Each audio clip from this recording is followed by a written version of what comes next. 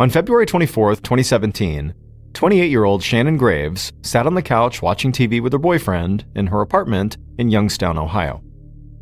Shannon changed the channel, and right away she could see that her boyfriend, who was a man in his early 30s named Arturo Novoa, looked annoyed by what she wanted to watch, so she flipped the channel to something else. Then Shannon glanced over at Arturo, but he still looked annoyed. Shannon sighed, trying her best to keep her cool. It was not that long ago that sitting on the couch with Arturo would have made for a relaxing evening at home. But now, every time the two were around each other, they just seemed to argue about everything, even meaningless stuff like what to watch on TV. Shannon put the remote down and then leaned back on the couch and didn't say anything. She hoped that maybe if she just sat there in silence, they could avoid a fight. But in reality, Shannon knew that this TV show she chose, or whatever little thing they ended up arguing about next, was actually just a symptom of a much bigger problem. Her and Arturo's relationship was clearly falling apart. The two of them met almost a year earlier at the club where Shannon had been working nights as a dancer while she went to classes during the day to earn her cosmetology degree. And despite their obvious differences, at first they had gotten along great. Shannon was outgoing and always seemed to be on the move, while Arturo was quiet and more reserved. But they thought their differences actually complemented each other really well. So, after dating for only a few months, Shannon and Arturo moved into an apartment together. And that's when things started to go bad. It was like right away, they just both stopped trusting each other. Arturo accused Shannon of still being into her ex-boyfriend, a guy she'd actually been living with before she met Arturo, and Shannon was convinced that Arturo had a thing for this woman who was always hanging around him when he would come to see Shannon at the club. But whether or not those things were true, Shannon knew her issues with the relationship ran deeper than just thinking Arturo might like some other girl. Shannon had always been someone who loved change. She just never wanted to feel stuck. And so to avoid that feeling, she would often do things like dye her long black hair green and blue, or she'd take much bigger steps like she would occasionally just leave town for weeks at a time to go on an adventure by herself without telling anyone where she was. But living with Arturo had definitely made Shannon feel stuck. And over the last few months, that feeling had really worn her down. Back in the apartment, Shannon eventually just stood up from the couch and began to walk out of the room. But as she did, Arturo snapped at her for some reason, and then before long, the two of them were just yelling at each other. And the argument escalated, even though neither of them really knew what they were even fighting about. Until finally, Arturo said, maybe he should just leave for good. And then he stormed out. Shannon stood there in her apartment for a minute, trying to catch her breath and calm down. She was mad, but she also couldn't help but feel this sense of relief. If Arturo was gone, like really gone, she could now do anything she wanted. She could make a change. She could go someplace new. A few months earlier, Shannon had finally earned her cosmetology degree. She had worked really hard for it, and she was proud of herself. Some people had been surprised because they thought getting a degree sort of went against Shannon's need for constant change, but Shannon saw things differently. Her degree could open doors and give her a chance to work as a cosmetologist in different cities. Or maybe she could even become a highly sought-after makeup artist who would get to travel all over the world. But Arturo had never really supported her dreams, so she had kind of given up on them. Now, she could start putting her degree and her talents to work, and she would not have to do that in Youngstown, Ohio. And just thinking about the possibilities for the future got her really excited.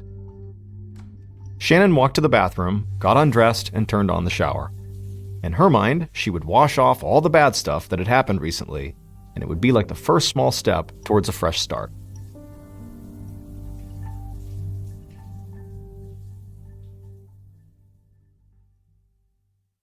On June 22, 2017, so 4 months after Shannon and Arturo had their big fight, Detective Mike Lambert of the Youngstown Police Department looked up from his desk, and he saw a uniformed police officer standing there with a woman who looked very pale and worried. Detective Lambert asked how he could help. The woman said her name was Debbie DePaul, and she needed to file a missing persons report. She said that nobody had seen or talked to her younger half-sister, Shannon Graves, in 4 months. A confused look came across Lambert's face, and for a second he thought he must have misheard her.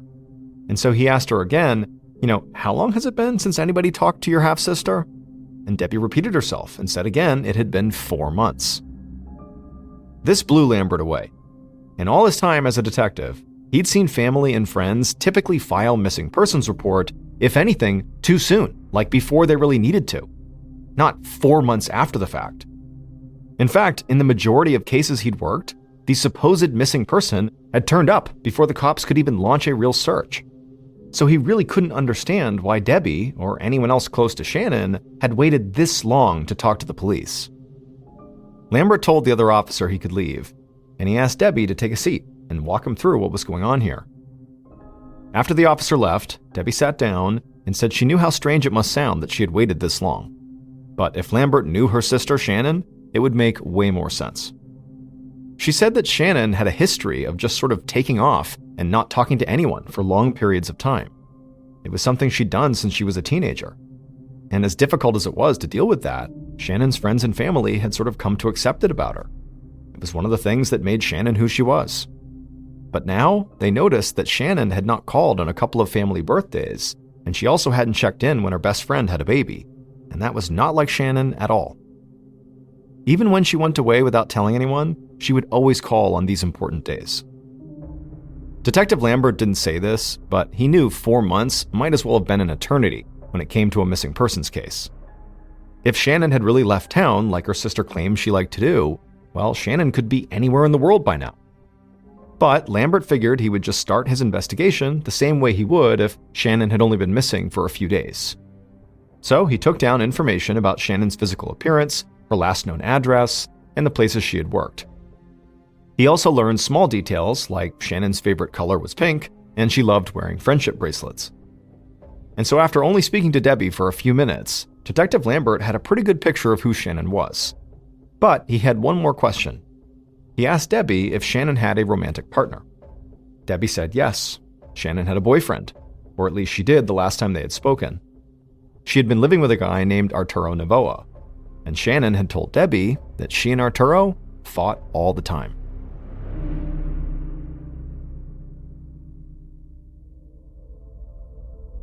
The following day, Detective Lambert sat down with Arturo in a small interview room at the station. Lambert had looked into Arturo the night before. He knew Arturo had a couple of minor run-ins with the police, but nothing big, and he had no record of violent crimes or anything like that. So Lambert really just hoped that Arturo knew where Shannon was, or at least had heard from her over the past 4 months, and also, if he hadn't, he hoped to get a good idea of what Arturo and Shannon's relationship had been like.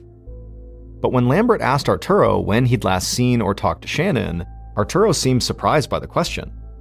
He said he'd already told all this to Shannon's family when they'd called him like a month or so earlier. He said he and Shannon had broken up back in February. He admitted that things ended pretty badly, so they had not spoken to each other since. The last he'd heard, Shannon was living with some guy in Cleveland, which was over an hour away from Youngstown. Arturo didn't know the name of the man that Shannon was supposedly living with, so he really couldn't provide much more color than he already had. And so Lambert wrapped up their conversation soon after that, and then he reached out to Shannon's sister, Debbie, to see if she knew of any men, other than Arturo, that Shannon could possibly be with. Debbie said before Shannon had started dating Arturo, she'd been in a serious relationship with a man named John Scarata. Just hearing that name shocked Lambert, and it caused him to immediately begin planning his next move, because he knew John Scarata all too well. John had a substantial criminal history. In fact, he had done time in prison on drug charges, and Lambert knew that John had gotten out of prison right around the last time anyone had seen Shannon. After speaking to Debbie, Detective Lambert got to work right away tracking down John, and it would turn out he was not in Cleveland. He was in Youngstown, trying to get his life together after getting out of prison. The following day, when John Scarata walked into the interview room at the station, he greeted Detective Lambert like they were old friends. And when the detective brought up Shannon, John didn't seem surprised at all. He said he'd learned Shannon had disappeared not long after he'd gotten out of prison. So Lambert asked if he was worried about her. And John, in response to this, did something that Lambert did not see coming at all. John leaned forward in his chair and said yes, he was really worried. In fact, he was so worried, he'd started his own investigation. Lambert was so caught off guard by this that he didn't really know how to react.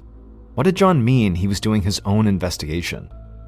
But just then, John grabbed his phone out of his pocket, pulled up his photos, and showed them to Lambert. And Lambert saw multiple pictures of different cars that had been parked right outside of Shannon's apartment over the past few months. John had staked out the place, looking for Shannon or for anything or anyone that seemed out of the ordinary. Lambert felt a little conflicted. He believed if something bad had happened to Shannon, John had to be a major suspect here. But he couldn't deny that he did want to track down all of these cars John had photographed at Shannon's apartment. So ultimately, Lambert did get the license plate numbers of all the cars, and he told John to stop staking out Shannon's place and to just let the police do their jobs. John said he totally understood. He just wanted to find Shannon and make sure she was okay.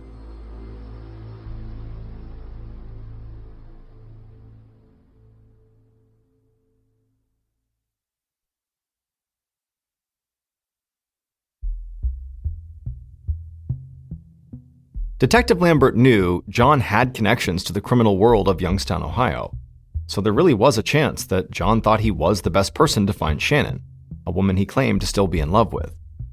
But there was also a chance that John was just trying to send the police on some kind of wild goose chase to keep them off of his trail, because maybe he had something to do with what happened to Shannon.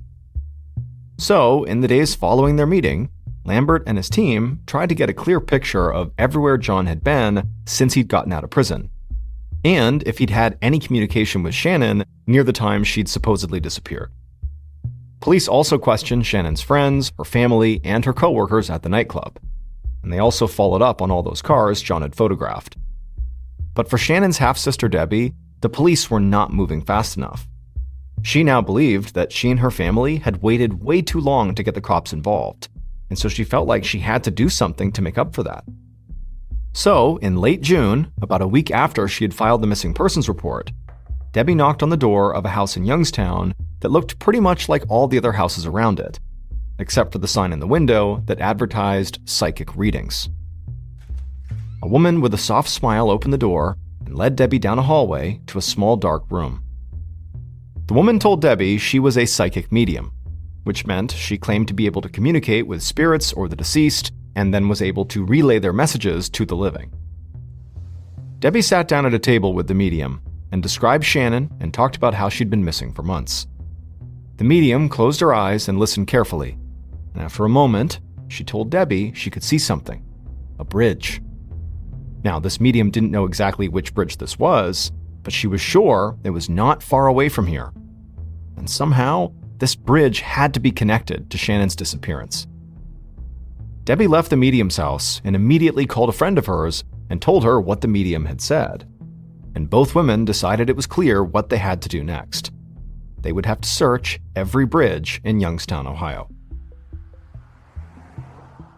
And so for the next couple of weeks, Debbie and her friend went around town visiting every bridge they could find.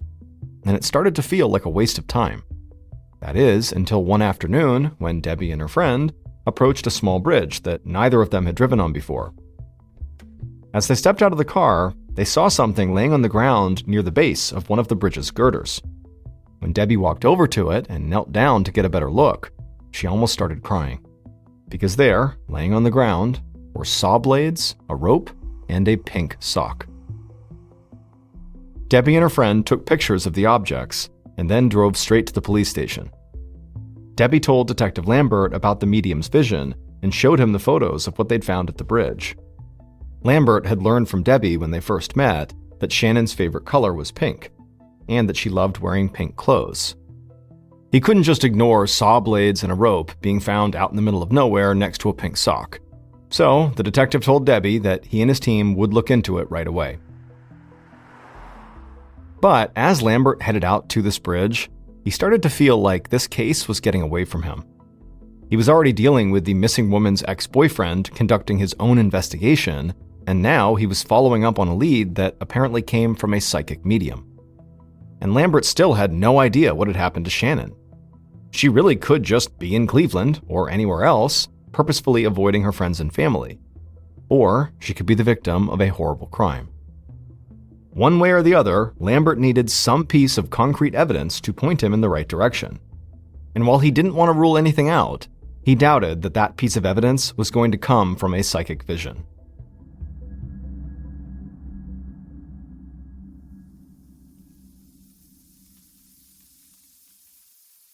About a month later, on the afternoon of July 29th, a woman was making Italian food at her house in a small town just a few miles from Youngstown. As she cooked, she looked down at the food she was making, and suddenly she got mad at herself.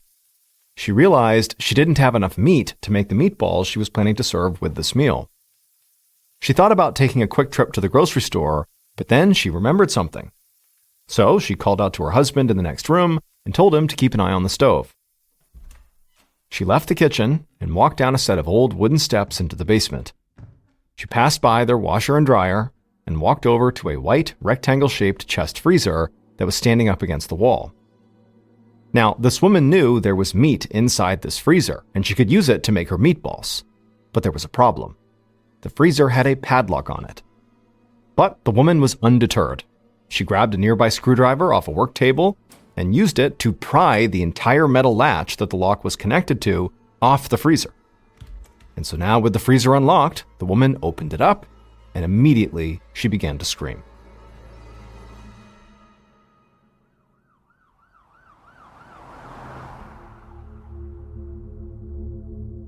At about 5:30 that afternoon, 2 hours after that woman had looked inside the freezer, crime scene investigator Tony Marzullo walked down the stairs into the married couple's basement. Marzullo worked out of Youngstown, but he helped in the surrounding smaller towns when he was needed. And today, he'd gotten one of the strangest calls he'd ever received from police dispatch in one of those smaller towns. Marzullo put on his gloves and approached the freezer. The freezer door was still open, and he could see inside of the freezer was an orange plastic bucket with trash bags sticking out of it. Marzullo got closer and leaned over the freezer and looked inside of that bucket. And the instant he did, he reflexively put his hand over his mouth and tried to collect himself. Even the call from dispatch had not prepared him for this. Because in the bucket, Marzullo was looking at the top half of a frozen, severed human head. Marzullo looked down deeper into the freezer, and he saw the entire thing was basically filled with trash bags. And as he pulled out each of these bags and looked inside of them, he found human legs, human arms, and human hands. Marzullo had no idea who the victim was, but instinctively, he grabbed his phone and called Detective Lambert. Later that evening, Detective Lambert stood in the basement with Marzullo and a group of police officers and forensic technicians. Like Lambert had expected, the psychic vision and the objects found at that bridge had not given him any new leads in Shannon's case, and neither had any of the interviews Lambert had conducted to this point. Basically, the case had stalled. He had no idea where Shannon was or what happened to her. But now, as he stood over the freezer, he had a sinking feeling that the body he was looking at could be hers.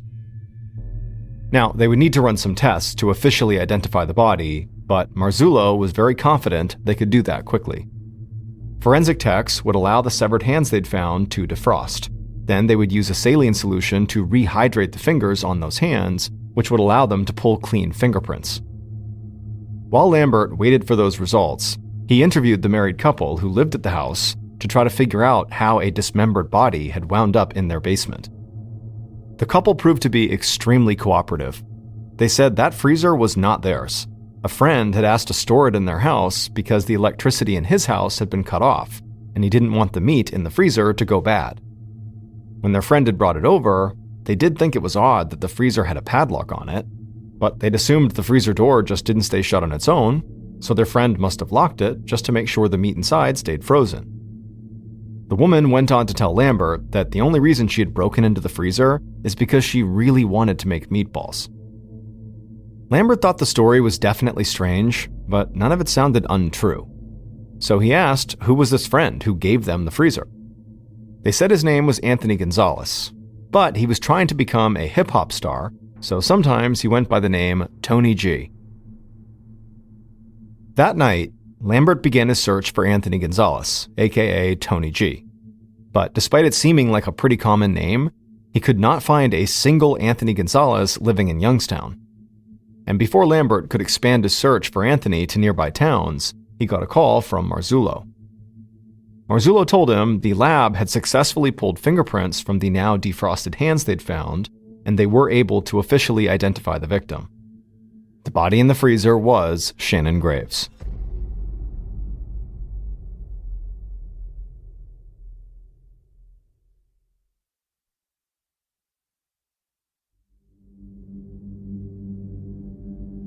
Now that police had finally found Shannon's body, and this had become a homicide investigation, news of the grisly discovery in the basement spread across Youngstown. And in the days following the discovery, Detective Lambert got an unexpected visitor at the station. Shannon's ex-boyfriend, John, had returned. John had heard about Shannon's body, and he admitted right off the bat to Detective Lambert that despite what he'd promised him, he said he had not actually given up his own investigation into Shannon's case. And in fact, now, he had discovered something huge. John heard from a friend of his about a house party that had taken place a few months earlier.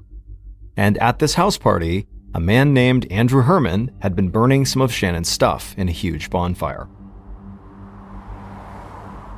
With help from John, Detective Lambert and several other investigators found their way to the house where this party had taken place. And as soon as they got out of their cars, they could see the remnants of a bonfire in the front yard. There was a big pit filled with ashes and big pieces of wood around it that looked like they'd been used for seating. Lambert and a crime scene investigator walked across the dying grass in the front yard. They put on their gloves and began sifting through the large pile of ashes. And they found what looked like charred clothing and some burned pieces of plastic. But to their utter shock, it looked like one object had survived the fire and remained almost perfectly preserved. And as Lambert bent down and pulled this object out of the ashes, he almost couldn't believe it. Because of all the possible things he could have found, this was like the perfect clue. The object was a friendship bracelet with small plastic beads strung on it that spelled out Shannon. There was no doubt that John had been right. Somebody had been burning Shannon's things. Investigators headed back to the station with this new piece of evidence, and Lambert set up a meeting with Andrew Herman, the man John said had been burning Shannon's things. But John warned Lambert to watch out, because Andrew was a total psychopath. A guy who was into black magic and who worshipped the serial killer cannibal Jeffrey Dahmer. On August 7th, 2017, so about a week and a half after the discovery of Shannon's body, Detective Lambert led Andrew into an interview room. And Lambert had to admit that Andrew was not anything like what he'd expected. Andrew wore a well-fitted suit and tie, and his hair was short and neatly combed. He looked way more like a guy who worked at a bank than somebody who was into black magic and serial killers. But Lambert knew the way this guy was dressing didn't prove anything one way or another. Detective Lambert told Andrew right away that they had gone to the site of the house party and discovered a friendship bracelet inside of a fire pit that they were sure belonged to Shannon Graves, and that they'd heard Andrew was the one trying to burn it. Andrew nodded and said, yep, the bracelet was Shannon's, and he was trying to burn it. And he also admitted that he and a couple other people had also burned some of Shannon's other things at that party. Lambert just looked at him and said it seemed very suspicious that they had burned the belongings of a woman who'd recently been found brutally murdered. But Andrew did not flinch. In a perfectly calm voice, he said they had burned the stuff as a favor for a friend, Anthony Gonzalez. Now, Detective Lambert did not react to what he was hearing, but inside, after hearing that name, he felt like he was about to lock up this investigation. Because he was now able to connect Anthony, aka Tony G, the man who'd brought the freezer to the married couple's basement, directly to the bonfire that had been used to get rid of Shannon's personal belongings. So Lambert asked why his friend, Anthony, had wanted to burn Shannon's stuff in the first place. Andrew sat there in silence for a minute, and then he began to speak. And when he did, without ever losing his cool, he told a story that was even gorier and more disturbing than any story Detective Lambert had ever heard in his life. And by the time Andrew stopped telling this story, Lambert knew exactly what had happened to Shannon Graves.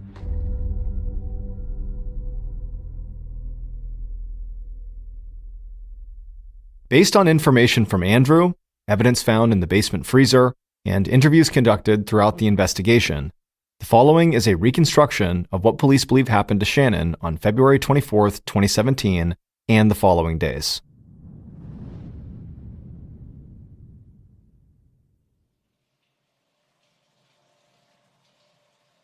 The killer walked through Shannon's apartment, breathing heavily and clutching a hammer in their hand. They could hear the shower running, so they headed for the bathroom. Once there, they opened the door and stepped inside.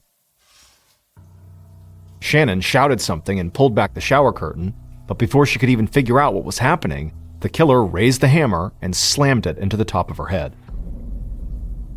Shannon's body collapsed in the shower, and blood began to run into the drain. As for the killer, they continued to swing the hammer over and over again into Shannon's head. Her body twitched and then eventually stopped moving. She was dead in the shower. The killer turned off the water and just stood there for a second, staring down at what they'd done. And for the first time, they realized that killing Shannon was actually just the beginning. Now they had to get rid of her body. The killer rushed to the kitchen, found trash bags, and came right back.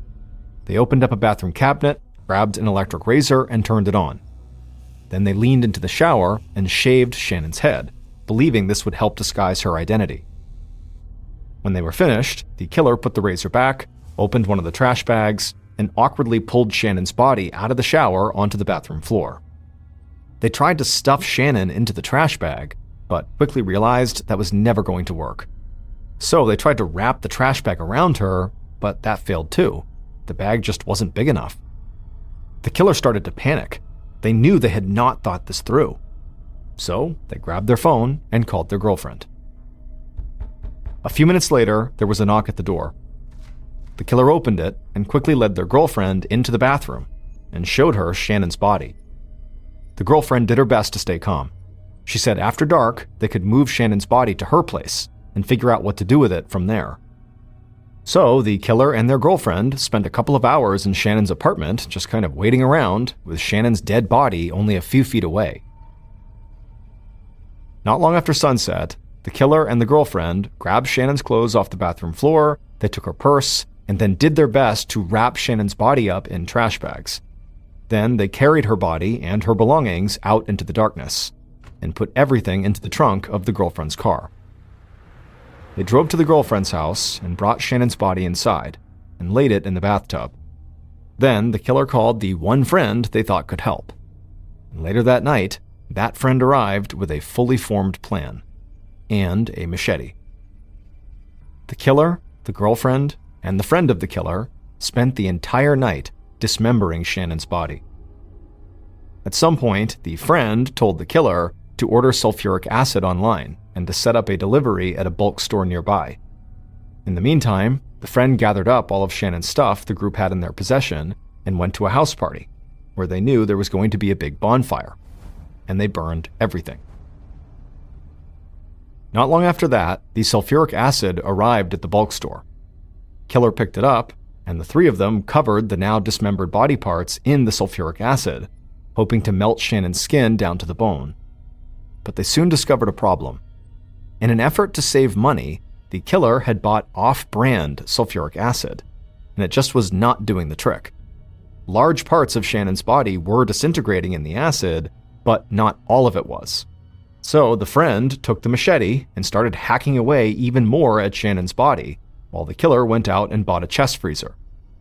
And eventually, the three of them were able to get Shannon's body parts into trash bags and a bucket, and they crammed all of that into the freezer and locked it.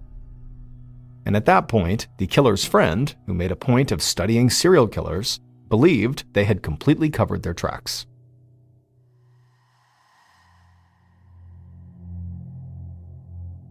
Andrew Herman, the man who supposedly worshipped Jeffrey Dahmer, oversaw the disposal of Shannon's body and her belongings.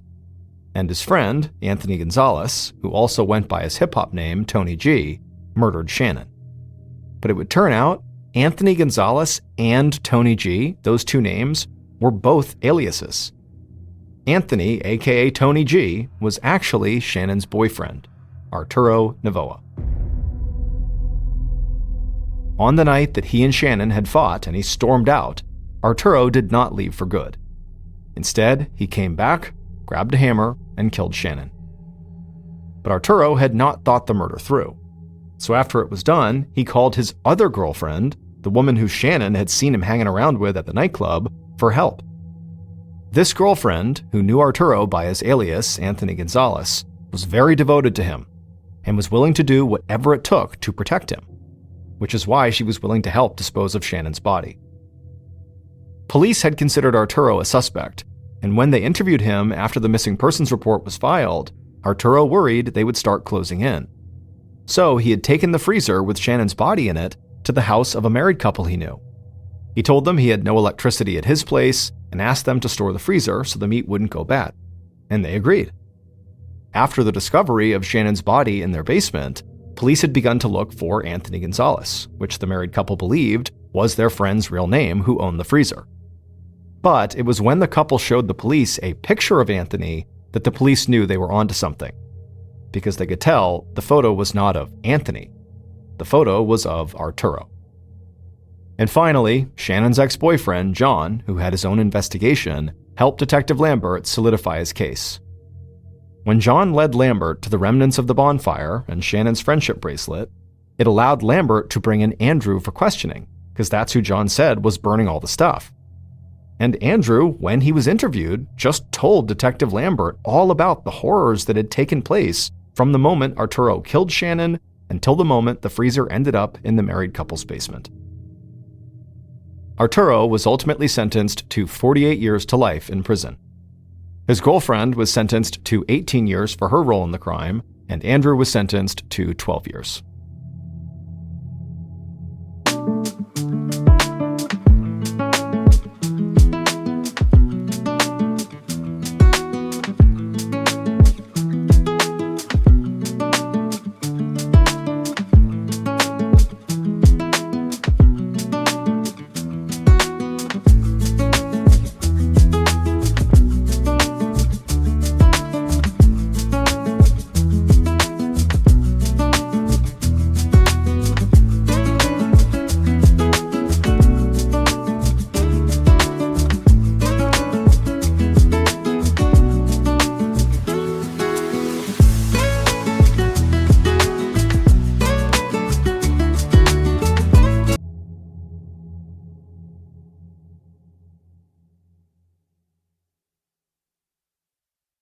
A quick note about our stories: they are all based on true events, but we sometimes use pseudonyms to protect the people involved, and some details are fictionalized for dramatic purposes.